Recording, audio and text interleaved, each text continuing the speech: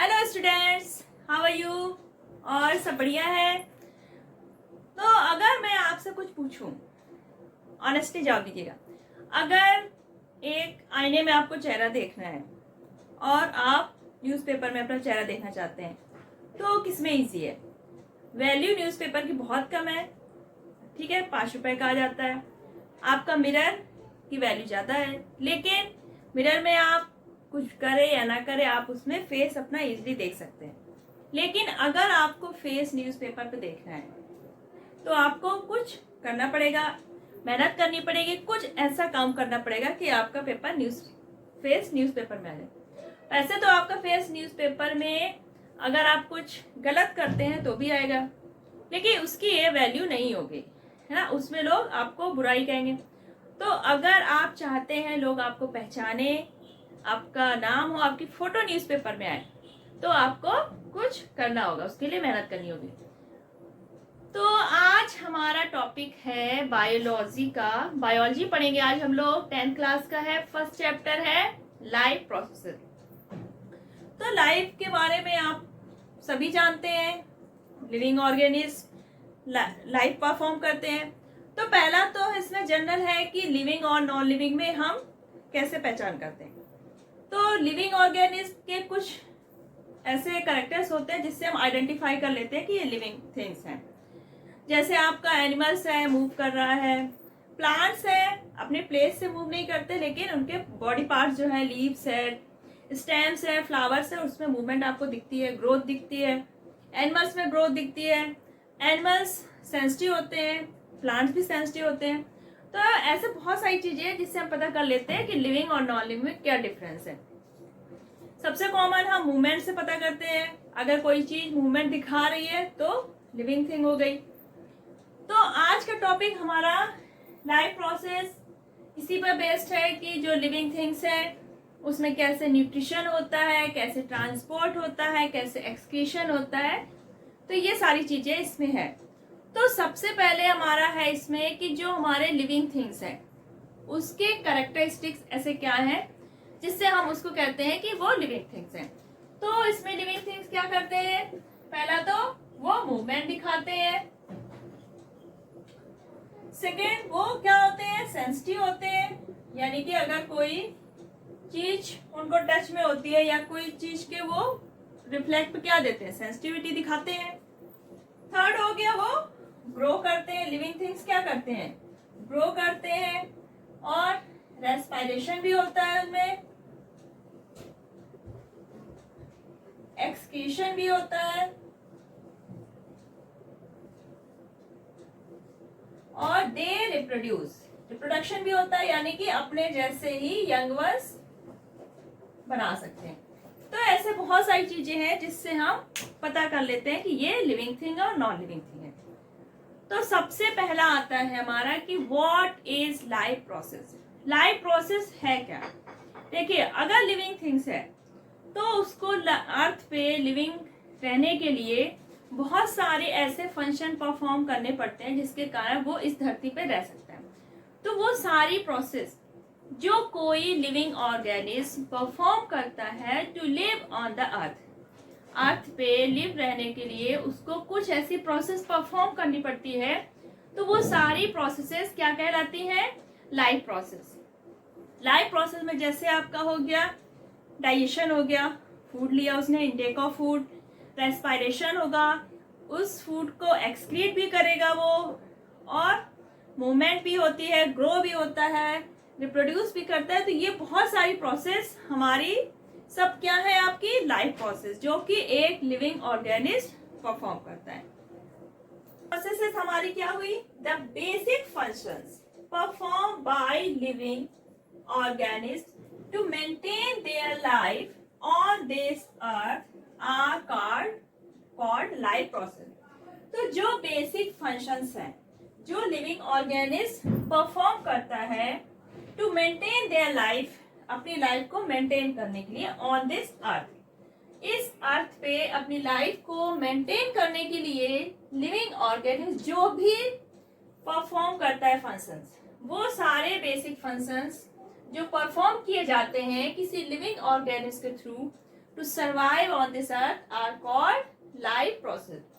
तो life processes में हमारे बहुत सारे प्रोसेसेस होते हैं, जैसे आपके हो गए न्यूट्रिशन एंड रेस्पिरेशन.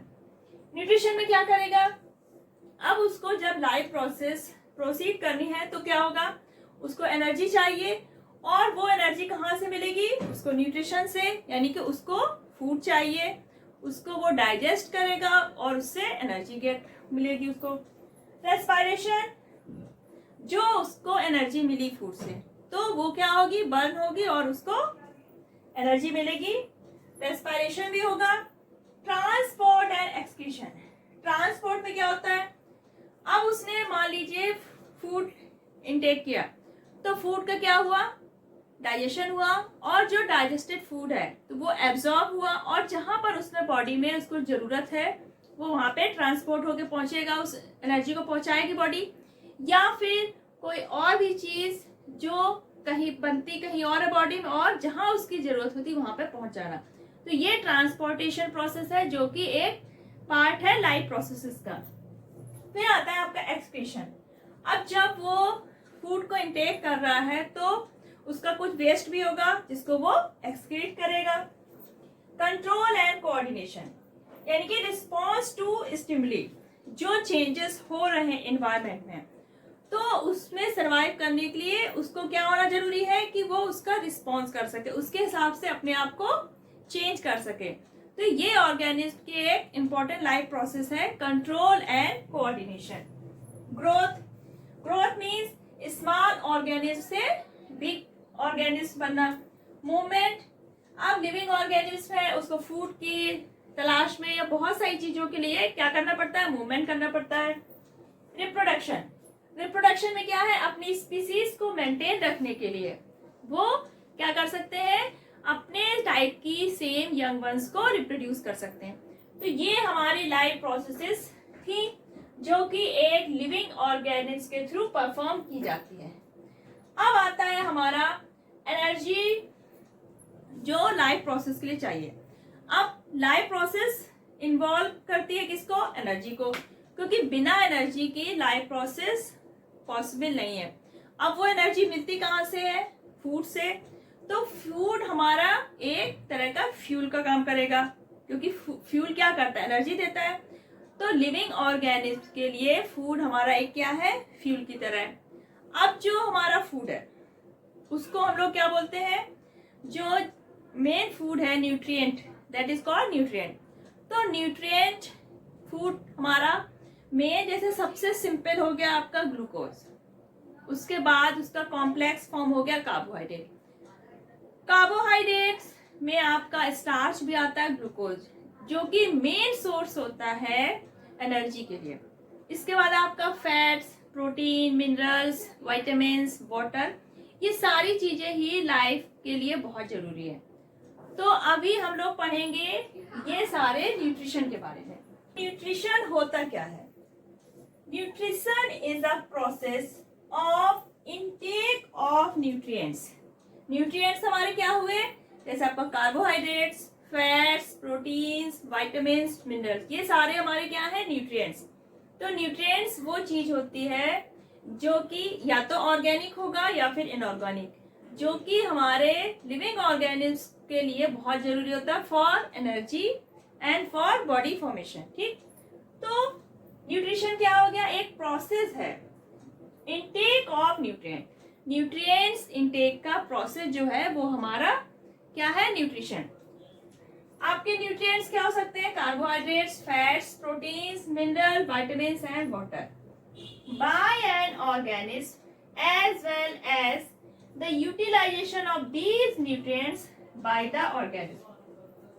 यानी कि न्यूट्रिशन एक कंप्लीट प्रोसेस हो गई जिसके थ्रू कोई ऑर्गेनिज्म है, लिविंग ऑर्गेनिज्म, उसने क्या किया, न्यूट्रिएंट्स को इनटेक किया और उसका बॉडी जो उसने इनटेक किया है तो उसको यूज भी किया. किसके लिए, अपनी जो बेसिक लाइफ फंक्शंस हैं उनके लिए उसने उस न्यूट्रिएंट्स को क्या किया, यूज भी किया. यानी कि यूटिलाइजेशन भी न्यूट्रिएंट्स का हुआ. तो ये पूरी एक जो कंप्लीट प्रोसेस हुई, न्यूट्रिएंट्स का लेना और उसका यूज होना, तो ये हमारी क्या हो गई, न्यूट्रिशन. तो जो हमारे कार्बोहाइड्रेट्स हैं, तो ग्लूकोज हमारा क्या है, सबसे सिंपल शुगर है, ग्लूकोज सबसे बेसिक होता है, कार्बोहाइड्रेट का स्मॉलेस्ट पार्ट। उसके बाद आता है स्टार्च, जो कि ग्लूकोज से कॉम्प्लेक्स होता है। स्टार्च और ग्लूकोज दोनों ही हमारे किसके अंडर आते हैं, कार्बोहाइड्रेट्स के। कार्बोहाइड्रेट्स क्या है, मेन सोर्स जो है एनर्जी का, वो क्या है आपका, कार्बोहाइड्रेट्स। तो कार्बोहाइड्रेट्स और फैट ये दोनों क्या होते हैं, एनर्जी गिविंग फूड होते हैं। आपका जो प्रोटीन्स है, मिनरल्स हैं, विटामिन्स, ये बॉडी ऑर्गेनिज्म के जो अदर पार्ट्स होते हैं उनके फॉर्मेशन और मेंटेनेंस में हेल्प करते हैं। तो कार्बोहाइड्रेट फैट्स क्या हो गए, energy giving, proteins, minerals, vitamins, ये क्या हो गए हमारे मेंटेनेंस के लिए। तो ये सारी चीजें एक लिविंग ऑर्गेनिज्म को सर्वाइव करने के लिए क्या चाहिए, सारी चीजें बहुत जरूरी है। न्यूट्रिएंट क्या हो गया हमारा, अ न्यूट्रिएंट इज एन ऑर्गेनिक और इनऑर्गेनिक सब्सटेंस। न्यूट्रिएंट्स आपका ऑर्गेनिक भी हो सकता है और इनऑर्गेनिक सब्सटेंस हो सकता है, required for the maintenance of life and survival of a living organism. यानी कि बिना न्यूट्रिएंट्स के कोई भी लिविंग ऑर्गेनिज्म सरवाइव नहीं कर सकता। अब हमारा जो न्यूट्रिशन होता है तो वो दो टाइप का होता है, एक तो होता है ऑटोट्रॉफिक और दूसरा हेटरोट्रॉफिक। ऑटोट्रॉफिक यानी कि सेल्फ से बनाने वाला, यानी कि जैसे हमारे प्लांट्स हैं, प्लांट्स हमारे क्या होते हैं, ऑटोट्रॉफिक। क्यों, क्योंकि वो अपना फूड खुद बनाते हैं। हेटरोट्रॉफिक में आपके सारे एनिमल्स जो कि अपना फूड खुद नहीं बना पाते हैं और अपने फूड के लिए प्लांट्स पे डिपेंड्स करते हैं। ठीक, न्यूट्रिशन अभी हमने पढ़ा, nutrition, nutrient, life process, it is clear. अब आता है हमारा न्यूट्रिशन जो है, वो मोड्स कितने हैं न्यूट्रिशन के। तो हम सभी जानते हैं 2 मोड्स होते हैं, ऑटोट्रॉफिक न्यूट्रिशन और हेटरोट्रॉफिक न्यूट्रिशन। अब ऑटोट्रॉफिक का मतलब क्या, auto means self, trophic means nutrition, यानी कि जो अपना न्यूट्रिशन खुद बनाते हैं वो क्या होते हैं, ऑटोट्रॉफिक। तो ऐसे कौन होते हैं जो अपना फूड खुद बनाते हैं, सभी को पता है, प्लांट्स। ग्रीन प्लांट्स जो होते हैं तो वो जो हमारे एनवायरनमेंट में इनऑर्गेनिक मटेरियल है, जैसे कि कार्बन डाइऑक्साइड, वाटर, इनका यूज करके सनलाइट की प्रेजेंस में फूड बनाते हैं, कार्बोहाइड्रेट बनाते हैं। तो हमारे जो ग्रीन प्लांट्स हैं, कौन से, ग्रीन प्लांट्स, और जो हमारे कुछ बैक्टीरिया हैं, सम बैक्टीरिया जिसमें कि क्लोरोफिल पाया जाता है, तो ये हमारे क्या होते हैं, ऑटोट्रॉप्स होते हैं। क्यों, क्योंकि ये अपना फूड खुद बनाते हैं। जो एनवायरनमेंट में इनऑर्गेनिक मटेरियल है, कार्बन डाइऑक्साइड, वाटर और सनलाइट के प्रेजेंस में, ये इसको किसमें कन्वर्ट कर देते हैं, organic material, that is starch. तो ये हमारे क्या हो गए, ऑटोट्रॉप्स। कुछ बैक्टीरिया भी होते हैं जो कि अपना फूड खुद बनाते हैं, वो भी हमारे क्या हो गए, ऑटोट्रॉप्स। प्लांट्स में ऐसा क्या होता है कि अपना प्लांट फूड खुद बनाते हैं, ऐसे क्या होता है इसमें, क्लोरोफिल। क्लोरोफिल एक ग्रीन पिगमेंट होता है प्लांट्स की लीव्स पे, जो कि क्या करता है, फूड बनाने में हेल्प करता है।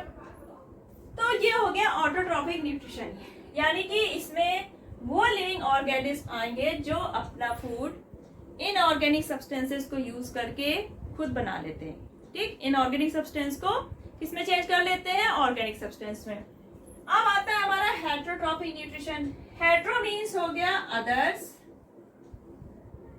और ट्रॉफिक मीन्स न्यूट्रिशन, यानी कि जो अपने न्यूट्रिशन के लिए दूसरे पे डिपेंड हो, यानी कि ये अपना फूड इनऑर्गेनिक सब्सटेंसेस को, जैसे आपके CO2, वाटर, इसको यूज करके ये अपना फूड खुद नहीं बनाते बल्कि दूसरों पर डिपेंड होते हैं, यानी कि प्लांट्स पे डिपेंड होते हैं। तो ये हमारे क्या कहलाते हैं, हेटरोट्रॉप्स।